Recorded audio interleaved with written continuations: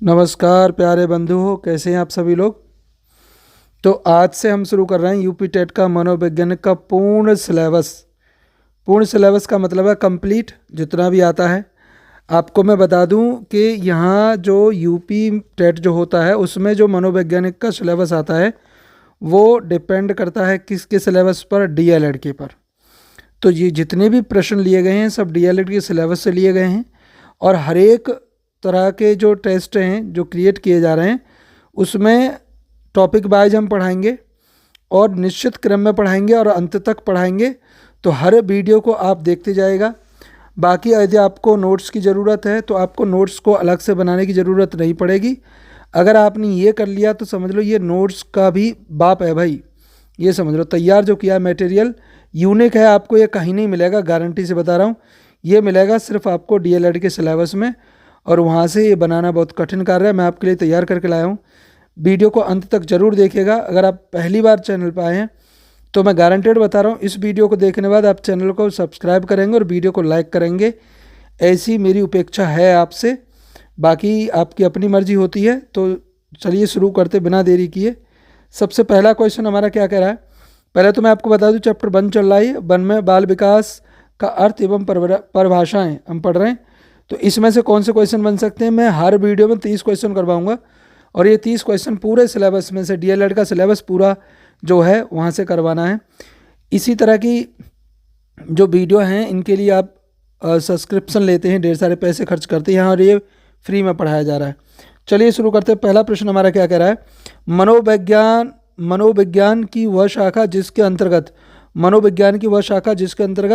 विकासात्मक दृष्टिकोण अपनाते हुए गर्भावस्था से लेकर युवा अवस्था और परिपक्व अवस्था तक मानव व्यवहार का अध्ययन किया जाता है, तो उसे हम क्या कहते हैं, उसे बाल विकास कहेंगे, बाल मनोविज्ञान कहेंगे, बाल व्यवहार कहेंगे, बाल केंद्रित कहेंगे। तो इसका सही उत्तर जो आपको लगाना है वो कहलाएगा हमारा बाल विकास। तो बाल विकास का मतलब क्या हो गया, बाल विकास का मतलब हो गया गर्भावस्था से लेकर युवावस्था और परिपक्व अवस्था तक चलने वाला विकास है। व्याख्या देख लीजिए, विकासात्मक दृष्टिकोण अपनाकर गर्भावस्था से युवावस्था व परिपक्व अवस्था तक मानव व्यवहार का अध्ययन बाल विकास के अंतर्गत किया जाता है। तो इसका पहला वाला उत्तर एकदम सही हो जाएगा। आगे चलते प्रश्न संख्या 2 पर। क्या कह रहा है, बाल विकास किसका विकसित रूप है। जो बाल विकास जिसे हम पढ़ रहे हैं वो किसका विकसित रूप है, बाल प्रतिक्रिया का है, बाल मनोविज्ञान का है, बाल व्यवहार का है या बाल केंद्रित का है। तो आपको ये ध्यान रखना है इसका उत्तर कौन सा हो जाएगा। हमारा जो बी वाला उत्तर है वो एकदम सही है। यानी बाल विकास जो है वो बाल मनोवैज्ञानिक का क्या है, एक विकसित रूप है। व्याख्या देख लीजिए, बाल विकास बाल मनोविज्ञान का ही विस्तृत और विकसित रूप होता है, ये ध्यान रखना है। प्रश्न संख्या चलते हैं हम 3। प्रश्न संख्या 3 क्या है, विकास के कुछ पहलुओं के बजाय बाल विकास में बालक के संपूर्ण वर्तमान व समस्त प्रतिक्रियाओं पर ध्यान केंद्रित करने पर बल देने के साथ अब मनोवैज्ञानिक का नाम बदलकर बाल विकास हो गया है। उपरोक्त कथन किस महान वैज्ञानिक का है। ऊपर कथन लिखा हुआ है, विकास के कुछ पहलुओं के बजाय हम बालक के संपूर्ण वर्तमान और समस्त प्रक्रियाओं पर ध्यान केंद्रित करते हैं। तो ये महान किस, ये जो वक्तव्य है जो कहा गया है, जो कहा है वो किसने कहा है, किसके वक्तव्य हैं ये आपको बताना है। तो इसका सही उत्तर हो जाएगा आपका ये जो दिया है, इसका सही उत्तर है तीसरे वाले का, यानी एलिजाबेथ हरलॉक ने ये डेफिनेशन दी है। मैं आपको बता दूं कि यूपी टेट में डेफिनेशन पूछी जाती हैं, आपको ध्यान रखना है, इसीलिए यह अति आवश्यक है। हरलॉक ने कहा कि केवल कुछ पहलुओं के स्थान पर संपूर्ण विकास पर ध्यान दिया गया जाता है, इसीलिए मनोवैज्ञानिक को बाल विकास कहा जाने लगा है। प्रश्न संख्या चलते हैं 4। क्या कह रहा है, बाल विकास में मुख्य रूप से अध्ययन किया जाता है। तो बाल विकास में मुख्य रूप से हम किसका अध्ययन करते हैं, व्यवहार का अध्ययन करेंगे, रुचियों का अध्ययन करेंगे, लक्ष्यों का अध्ययन करेंगे या उपयुक्त सभी। तो इसका मतलब हो गया, इसका उत्तर होगा उपयुक्त सभी वाला, क्योंकि बाल विकास में सभी का अध्ययन किया जाता है। व्याख्या में क्या है, बाल विकास में व्यवहार, रुचि और लक्ष्य तीनों का अध्ययन किया जाता है। तो हमारा डी वाला उत्तर एकदम सही हो जाएगा, ध्यान रखना। आगे प्रश्न संख्या हमारे पास 5। बाल विकास मनोवैज्ञानिक की वह शाखा है जो गर्भाधान से लेकर मृत्यु उपरांत होने वाले मानव विकास के विभिन्न अवस्थाओं में होने वाले परिवर्तनों का अध्ययन करती है। तो उपरोक्त कथन किस महान वैज्ञानिक का है? देखो मनोवैज्ञानिक का है। फिर कथन की बात की गई है तो हरलॉक का है, डार्विन का है, जेम्स ड्रेवर या क्रो एंड क्रो। तो ये जो है ये भी किसका है? हरलॉक का ही कथन है, हरलॉक का कथन है। तो इसमें क्या कहा हरलॉक जी ने? हरलॉक के अनुसार बाल विकास गर्भाधान से मृत्यु तक होने वाले परिवर्तनों का अध्ययन करता है। आगे चले, प्रश्न संख्या 6 क्या कह रहा है? प्रश्न संख्या 6 कह रहा है बाल मनोवैज्ञानिक का सर्वाधिक महत्व है। सर्वाधिक महत्व किससे है? बाल विकास की दृष्टि से, बाल शिक्षा की दृष्टि से, बाल विकास एवं बाल शिक्षा की दृष्टि से, बाल समायोजन की दृष्टि से।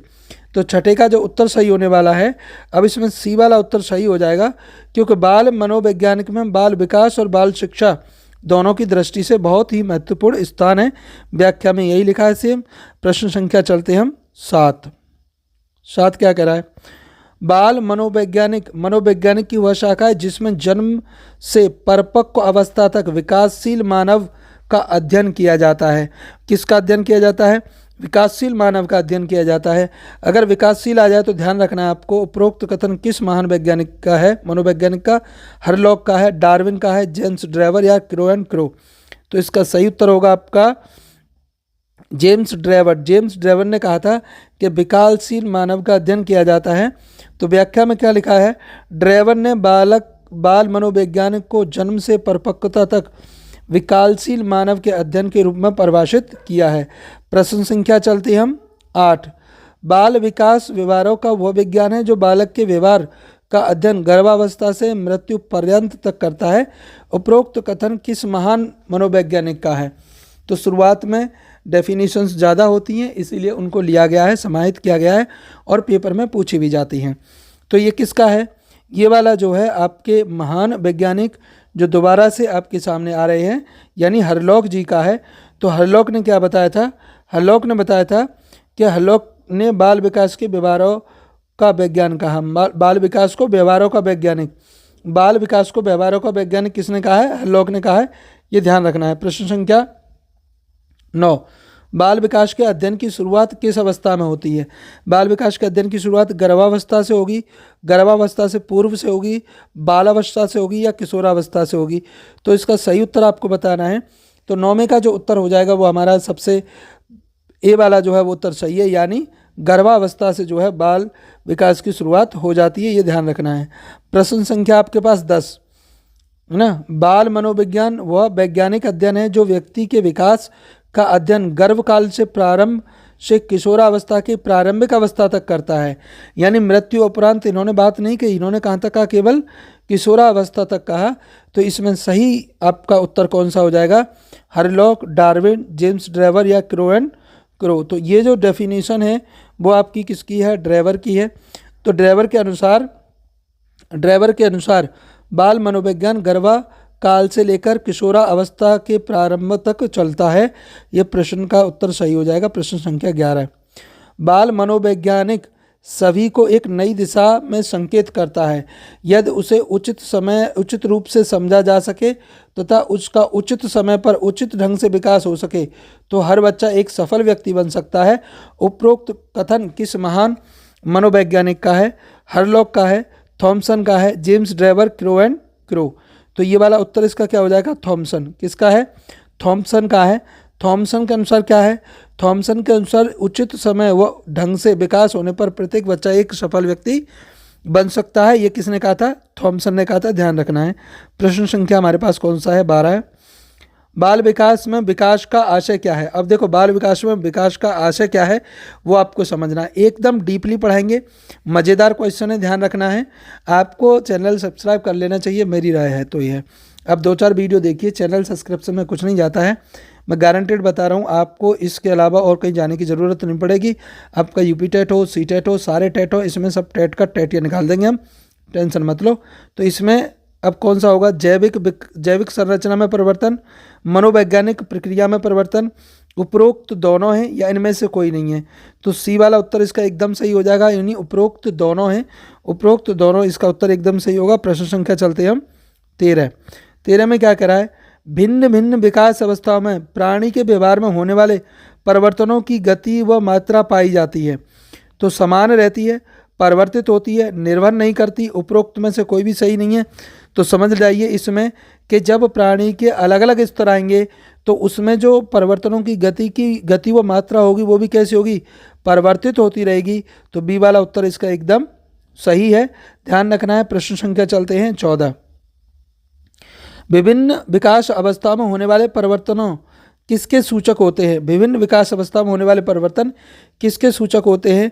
वृद्धि के होते हैं, अभिवृद्धि के होते हैं, ह्रास सूचक होते हैं या उपयुक्त सभी होते हैं? तो 14 में का जो उत्तर सही हो जाएगा आपका डी वाला उपयुक्त, यानी सभी के होंगे, ह्रास के भी सूचक होंगे, अभिवृद्धि के भी होंगे और वृद्धि के भी होंगे। इसीलिए हमारा जो लास्ट वाला ऑप्शन है वो सही होगा, डी। आगे चलते हैं। प्रश्न संख्या हमारे पास कौन सा है? 15 है कि गर्भावस्था से लेकर किशोरावस्था तक अधिकांश परिवर्तन सूचक होते हैं। अधिकांश परिवर्तन सूचक होते किसके? वृद्धि के, विकास के, ह्रास के और उपयुक्त सभी। उपयुक्त सभी। तो इसका सही उत्तर कौन सा होगा 15 में का? 15 में का जो है गर्भावस्था से लेकर किशोरावस्था तक अधिकांश परिवर्तन सूचक किसके होंगे? विकास के होते हैं। अब देखो यहाँ पर अधिकांश लग गया, इस वजह से उत्तर बदल गया है। उत्तर इसका बी होगा, ये ध्यान रखना है। उत्तर कौन सा होगा? इसका बी होगा, यानी विकास के होंगे, ये ध्यान रखना है। प्रश्न संख्या कौन सा है? 16 है। 16 है अति महत्वपूर्ण प्रश्न, और बस पूछिए मत। विभिन्न विकास अवस्था में होने वाले परिवर्तनों के सूचक होते हैं। विभिन्न विकास अवस्था में होने वाले परिवर्तन किसके सूचक होते हैं? किसके सूचक होते हैं? वृद्धि के होते हैं, अभिवृद्धि के होते हैं, ह्रास या उपयुक्त सभी होते हैं। तो आप इसमें 16 में जो उत्तर लगाएंगे वो दोबारा से वही आएगा, डी वाला, उपयुक्त सभी वाला। मेरे हिसाब से और आपके हिसाब से भी आपको पता चल गया होगा। प्रश्न रिपीट हो गया है, ये प्रश्न क्या हो गया? रिपीट हो गया है। प्रश्न संख्या चलते हम 17। बाल विकास में प्रयोगात्मक उपागम का महत्व क्या है? बाल विकास में प्रयोगात्मक एक्सपेरिमेंटल अप्रोच इसको कहते हैं, अप्रोच है ना। उपागम का मतलब क्या होगा? अप्रोच होगा। तो प्रयोगात्मक अप्रोच का क्या महत्व है? संपूर्ण क्रियाओं को नियंत्रित करता है, हार्मोन्स व ग्रंथियों पर नियंत्रण रखता है, विशिष्ट स्थिति में होने वाले व्यवहार पर नियंत्रण रखता है या उपयुक्त सभी है। तो प्रयोगात्मक जो है वो विशेष परिस्थिति में व्यवहार को क्या करेगा? नियंत्रित करेगा। तो 17 में का सी वाला उत्तर एकदम सही हो जाएगा। प्रश्न संख्या चलते हैं हम 18। बाल विकास में दैहिक उपागम का प्रयोग किया जाता है। तो दैहिक उपागम का क्या प्रयोग होगा? शारीरिक क्रियाओं को पता करेगा, मनोवैज्ञानिक प्रक्रियाओं को पता करेगा, हार्मोन्स एवं ग्रंथियों को पता करेगा या उपयुक्त सभी हो जाएगा। तो इसका उत्तर कौन सा होगा? डी वाला होगा, उपयुक्त सभी होगा। हार्मोन्स, ग्रंथि, मनोवैज्ञानिक और शारीरिक, ये किस में आएंगे? दैहिक उपागम में आते हैं। उत्तर एकदम सही है, एकदम बेहतरीन क्वेश्चन है। आगे देखिए, ये वाला बेहतरीन क्वेश्चन, भाई इस क्वेश्चन के लिए इस वीडियो पर 1 लाइक बनता है। आप यकीन मानिए, जैविक आत्मा बायोलॉजिकल सेल्फ और मानसिक आत्मा साइकिक सेल्फ एक दूसरे से संबंधित होते हैं। अब एक दूसरे से कैसे संबंध है? बायोलॉजिकल सेल्फ और साइकिक सेल्फ इंपॉर्टेंट क्वेश्चन में जाएगा। किस में जाएगा? इंपॉर्टेंट क्वेश्चन में जाएगा। घनिष्ठ होते हैं, विपरीत होते हैं, कोई संबंध नहीं होता, उपयुक्त में से कोई भी नहीं है। तो 19 में का जो सही उत्तर होगा, 19 में का सही उत्तर होगा आपका घनिष्ठ संबंध होता है दोनों में। कैसा संबंध होता है? घनिष्ठ संबंध होता है। जैविक आत्मा, मानसिक आत्मा एक दूसरे से गहराई से जुड़े होते हैं। प्रश्न संख्या 20। अगर आपने 19 पर लाइक नहीं दिया है तो 20 पर लाइक मुझे ज़रूर दीजिएगा। दैहिक उपागम फिजियोलॉजिकल अप्रोच का सर्वाधिक प्रयोग किसके व्यवहार परिवर्तन के लिए होता है? नवजात शिशु के लिए करेंगे, गर्भकालीन शिशु के लिए करेंगे, बालक के लिए करेंगे या उपयुक्त ए और बी दोनों हैं? तो इसका उत्तर ए और बी वाला दोनों है। नवजात शिशु और गर्भकालीन शिशु दोनों के लिए होता है, ये ध्यान रखना है, ठीक है ना। प्रश्न संख्या चलते हम 21। इस उपागम का प्रयोग बाल विकास संबंधी समस्याओं को दूर करने में किया जाता है। इनमें से कौन सा उपागम है जिसका प्रयोग बाल विकास संबंधी समस्याओं को दूर करने में किया जाएगा? प्रयोगात्मक उपागम होगा, दैहिक उपागम होगा, विकासात्मक होगा, व्यक्तित्व संबंधी उपागम होगा। तो विकास संबंधी समस्याओं को दूर करने में जिस उपागम का प्रयोग किया जाता है तो उसे कहते हैं हम प्रयोगात्मक उपागम, यानी 21 में का पहला उत्तर एकदम सही है। प्रश्न संख्या चलते हैं हम 22। रुचियाँ अभिवृत्ति लक्षणों को शील गुणों का एक समुच्चय निर्मित होता है। रुचियों का, अभिवृत्तियों का, लक्षणों का, शील गुणों का एक समुच्चय कहते हैं गुच्छा बन जाना, इकट्ठा होना, निर्मित होता है। विकास अवस्था में, नई विकास अवस्था में संभव नहीं है, उपयुक्त में से कोई नहीं है।